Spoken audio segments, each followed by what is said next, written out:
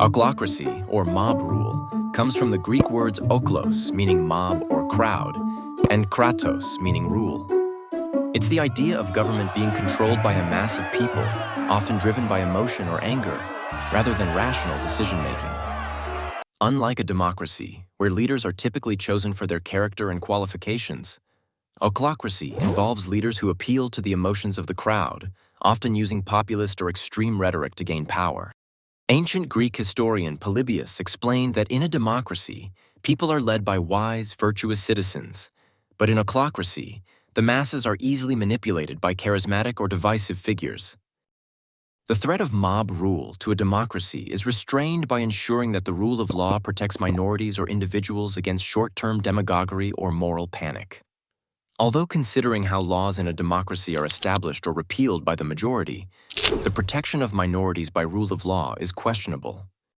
Bosnian political theorist Jasmin Hasanovic, for example, sees ochlocracy as a symptom of a weakened democracy, especially in systems where people's role is reduced to just voting, without real power beyond that. In an article, Jesus Padilla Galvez noted that while ochlocracy was described as far back as ancient Greece, it has changed in modern times.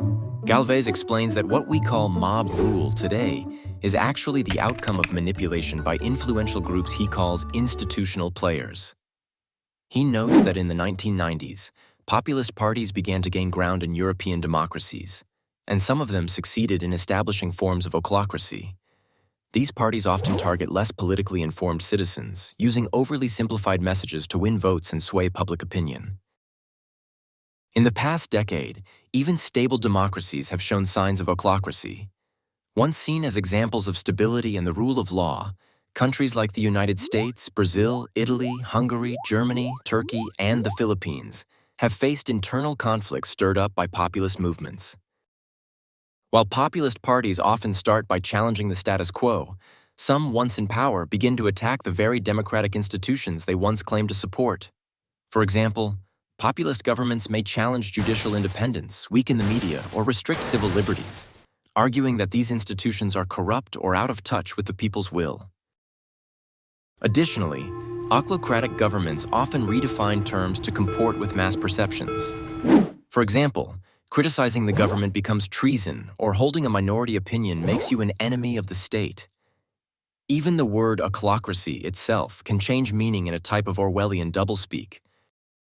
In such an atmosphere, the power of the people is often manipulated or co-opted to serve the agenda of the ruling party, undermining the democratic foundations that were supposed to ensure fairness, stability, and accountability.